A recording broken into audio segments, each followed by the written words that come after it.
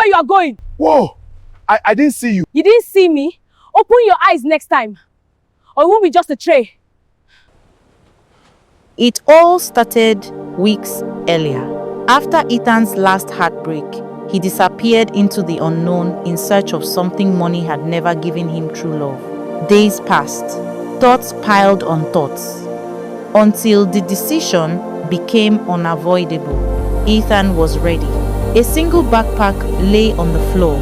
Alicia stood by the door, arms folded, watching her brother move slowly around the room, touching nothing, taking nothing. "You're sure about this?" she asked softly.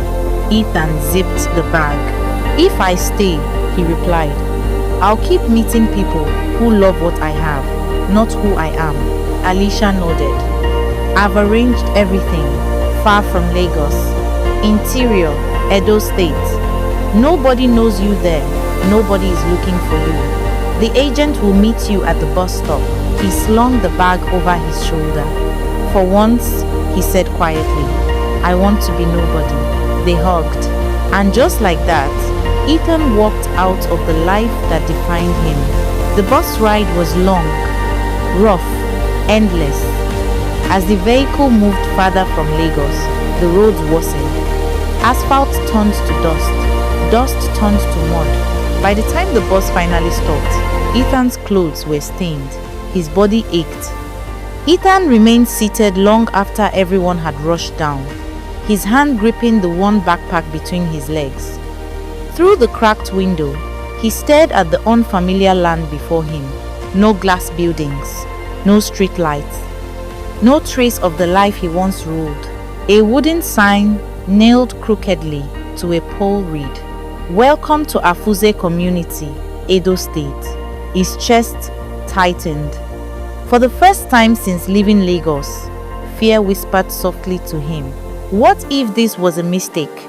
"Chairman, na here we dey." A voice called. Ethan stepped down from the bus. A stocky man in his late 40s waved at him the agent his sister had quietly arranged. The man smiled, chewing a toothpick. "You be Ethan, Abi?" "Yes. Welcome, my brother. How was the journey?" "My name na Agent Ohis. Follow me."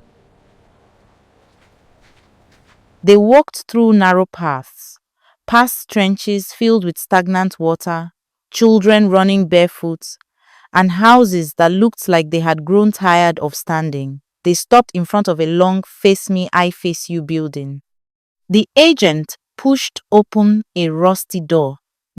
"This na your room." Ethan froze. The room was barely bigger than a store.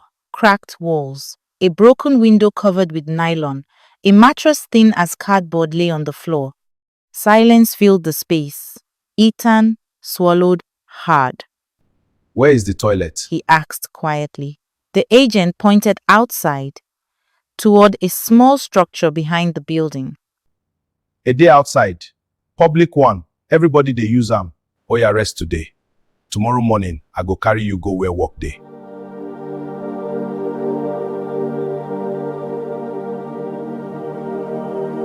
As the man walked away, Ethan sat on the mattress.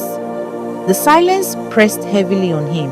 He ran a hand through his hair and whispered to himself, "Did I really leave everything for this?" Morning came too fast. The agent led Ethan to a small construction site on the outskirts of the community. No uniforms, no safety gear, only sweat and survival. "Carry that block," someone backed. Ethan tried. His hands shook. The block slipped, grazing his foot. Laughter followed. By midday, his shirt clung to his body. His breath came in harsh pulls. When break time came, he sat on a broken crate nearby, staring at his blistered palms. After a moment, he pushed himself up and headed toward the tap. He took 2 steps, and suddenly crash. A metal tray slammed hard into his chest. Ethan staggered back, gasping, clutching the spot as dust rose around him. Are you blind? Watch where you are going. I didn't see you. You didn't see me? Open your eyes next time. Or it won't be just a tray.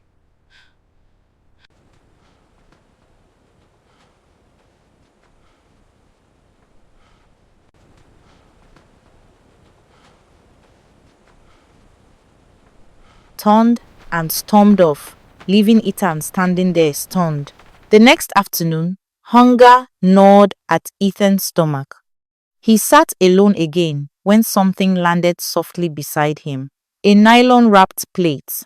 He looked up. It was her. "I was harsh yesterday," she said. "You looked new. I shouldn't have shouted, so I came to apologize with a peace offering." She smiled. Ethan blinked, surprised. "No offense taken," he replied, smiling back. "And thank you. I really needed this. This peace offering is very much appreciated. I'm starving." He grabbed the food and ate like someone who hadn't eaten properly for days. "Oh, this is so good," he said through a mouthful. Suddenly, he coughed hard. She laughed lightly and quickly handed him a sachet of water. Calm down, you'll choke. He drank greedily. They both laughed. Something eased between them. "My name is Debbie," she said. "Ethan. And thanks again for the food." The days were not kind to Ethan. By the fourth day at the construction site, his palms were raw.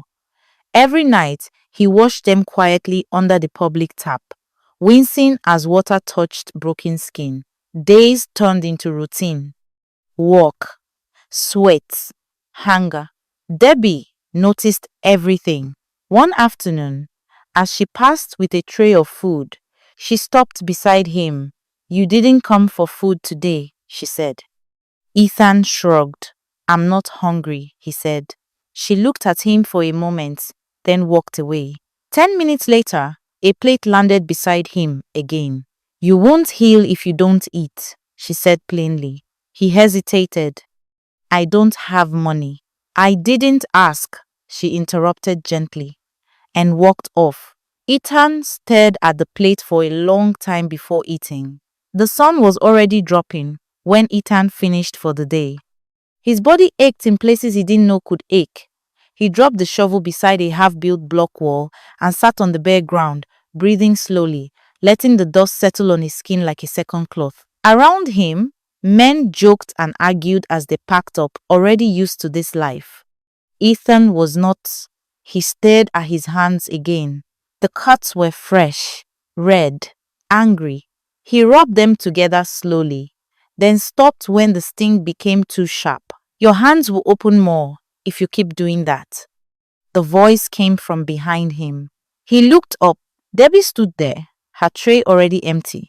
She wore the same faded, oversized clothes as always, sleeves too long, shoulders slightly slumped like she was trying to disappear into them. Her face was calm and observant.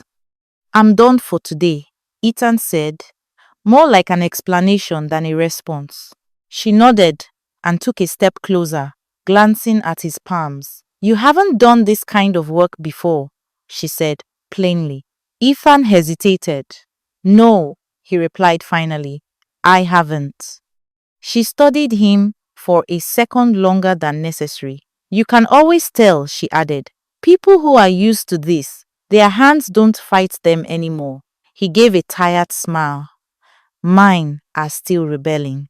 That made her smile too. She placed her tray down and sat on a low block a short distance from him, not too close, not too far. "You're new here," she continued. "Not just to the job, to this place." "Yes." "You don't look like someone who grew up carrying cement," she said. "And you speak well." Ethan exhaled slowly, his eyes dropping briefly to the ground. "I grew up elsewhere," he said carefully. She nodded once.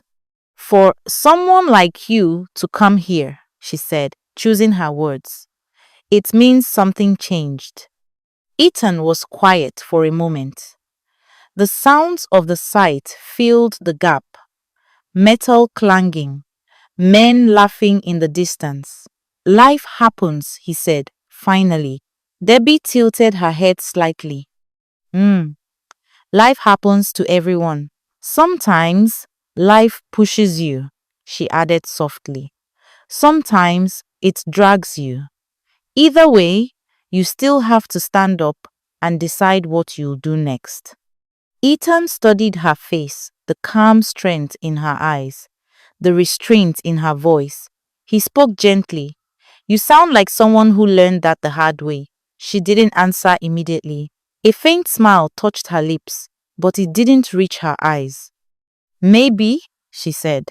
Debbie stood up and picked up her tray. I should go, she said simply. Ethan pushed himself to his feet, wincing slightly as his muscles protested. He brushed dust from his trousers, then hesitated. I can walk you part of the way, he said. She looked at him for a moment. Then she nodded with a smile. Okay, let's go then. They walked side by side. The road out of the site was rough, uneven, lined with shallow puddles and broken stones. Ethan stumbled once, catching himself quickly. You'll get used to it, she said without looking at him. I'm not sure I want to, he replied. That made her glance his way. If you don't plan to stay long? She asked. He shrugged lightly. I didn't plan to be here at all. She considered that. Most people who come here, she said, come because they don't have many choices. And you? He asked. She slowed slightly, then kept walking. I was born here, she said. Living isn't as easy as people think. They passed a row of small houses, cracked walls, zinc roofs held down by stones. Children played barefoot nearby, chasing a deflated ball, their laughter cutting through the quiet. Debbie gestured ahead with her chin. That's where I stay. Ethan stopped. Oh, then this is fine. She paused too, then turned to face him properly, for the first time since they started walking. You did well today, she said, for someone whose hands are still fighting him. He gave a faint laugh. They'll probably lose by tomorrow. Eat tonight, she added. Your body needs it. I will, he said. Then, after a bit, thank you for earlier, for talking. She nodded, already stepping back. Good night, Ethan. Good night, Debbie. She turned and walked away, her figure growing smaller as she disappeared between the houses. Ethan stood there, longer than necessary, watching until she was gone. Only then did he turn back toward his own direction, slower now, thoughtful. Morning came early. Voices drifted through the thin walls of Ethan's small room long before he was ready to wake up. He lay still for a moment, staring at the cracked ceiling above him. His body ached not the sharp pain of yesterday, but a deeper one, the kind that settled into bone. He sat up slowly, swinging his legs down to the cold cement floor. His palms throbbed. Overnight, the cuts had hardened, shiny and tight. He flexed his fingers once, then stopped. Outside, the compound was already alive. Ethan splashed water on his face, wiped it with the edge of his shirt, and headed out. Ethan was handed a shovel. Immediately he got to the site. Mix, the foreman said curtly, and keep it moving. By mid-morning, sweat soaked through Ethan's shirt. The sun sat directly overhead now, unforgiving. Dust clung to his skin, crept into his mouth, his nose, his eyes.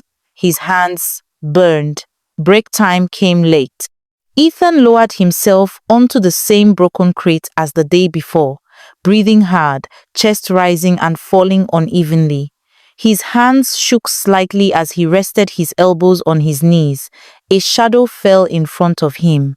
He didn't look up immediately. You'll tear the skin again if you keep gripping like that. Her voice was calm, familiar now. He lifted his head. Debbie stood there, tray balanced against her hip. I don't know how else to hold it, he admitted. She crouched slightly. You're fighting the shovel, she said. You're meant to guide it, not wrestle it. He huffed a tired laugh. Feels personal at this point. That made her smile, brief but real. She reached into the tray and pulled out a paper-wrapped portion, placing it beside him. You didn't eat yesterday. Ethan blinked. You noticed? I noticed, she replied simply. He hesitated, then shook his head. I don't have money for... She cut him off. I didn't ask for money. He looked at the food, then at her. You don't have to do this. I know, she said. Eat. Ethan picked it up slowly, unwrapped it, and took a bite. Then another. He paused, surprised. This is really good. She shrugged. Food tastes better when you're honest with hunger. He smiled and continued eating. The whistle blew. Break was over. Debbie stood up, lifting her tray. Try loosening your grip, she said. Your hands will thank you. Then she walked away. Days passed. Ethan learned the rhythm of the sight. How to lift without tearing skin. How to pace his breath. How to endure. Debbie became a constant. Not always talking, but always there. Sometimes she brought food. Sometimes they walked part of the road home together in silence. One evening, rain came without warning, heavy, sudden. Men scattered, shouting as tools were covered and blocks shielded with nylon. Ethan stood frozen, unsure what to do next. Debbie grabbed his wrist. This way. They took shelter under a half-built structure, rain drumming loudly on zinc sheets above them. For the first time, they laughed freely. You're improving, she said, watching his hands. They don't bleed as much anymore. They still hurt, he replied. She smiled. That means you're still human. Silence settled, warm, easy. Then, softly, why did you really come here? The rain covered the weight of the question. Ethan didn't look at her. I wanted to disappear, he said. From noise, from expectations. She nodded slowly. Sometimes, she said, disappearing is how you find yourself. From that day, things changed quietly. Ethan started waiting for Debbie's tray during breaks, pretending not to. Debbie began saving his portion without asking. Sometimes, she teased him when he walked too fast. Sometimes, he corrected her when she skipped meals herself. Slowly, their friendship turned into something deeper, and just as neither of them realized how far they had fallen, the past came looking for them. The construction site was winding down. Ethan dropped his tool, wiping sweat from his face. Debbie stood nearby, packing her tray. Then, the sound of an engine. Dust rose. A black SUV rolled slowly toward the site. Ethan froze. His chest tightened. He knew that car. The door opened. Ethan, his body, went numb. Mom? She stepped forward, eyes trembling, then pulled him into a tight embrace. My son, she whispered, breaking. And look at you. Ethan pulled back, stunned, his voice shaking. How? How did you find me? Before she could answer, a familiar voice spoke from behind her. I'm sorry, Ethan. He turned. Alicia? She stepped forward, eyes filled with guilt. I couldn't watch Mom drown in fear anymore. She thought something terrible had happened to you. I knew where you were, so I brought her. Silence. Then, just as they were still talking, another car pulled in. A black Mercedes pulled to a stop. Car door slammed shut. Debbie stiffened. She turned slowly. Her tray slipped slightly in her hands. Deborah, and her breath caught. Daddy, her father, stood there, silent, shaking, relieved. Ethan's mother looked again, really looked at Debbie, at her posture, her face. Recognition struck Debbie Lawson. Debbie froze. Yes, ma. Ethan turned sharply. You know her? His mother nodded, confused herself. I've known her father for years. Social circles, charity events. Debbie's father stepped forward slowly. She said she needed space, he said. his voice restrained but heavy. When she disappeared, I knew something was wrong. I had to find my daughter. He looked at Debbie. You scared your mother and me. Tears streamed down her face. I'm sorry, Daddy. Ethan looked at Debbie, the truth settling painfully between them. So, this was a disguise? He asked softly. Her voice broke. I'm sorry I lied to you. He shook his head, eyes glassy. I'm sorry, I lied too. She tried to explain. I just wanted. He stepped closer, cutting in gently. You don't have to explain. I'm just glad I found you before the truth separated us. She broke. He pulled her into his arms. They held each other tightly. Ethan whispered, no more hiding. She nodded against his chest. No more pretending. Slowly, still holding hands, they turned back toward their waiting families and the cars behind them. Two people who found love before names, titles, or status could stand in the way.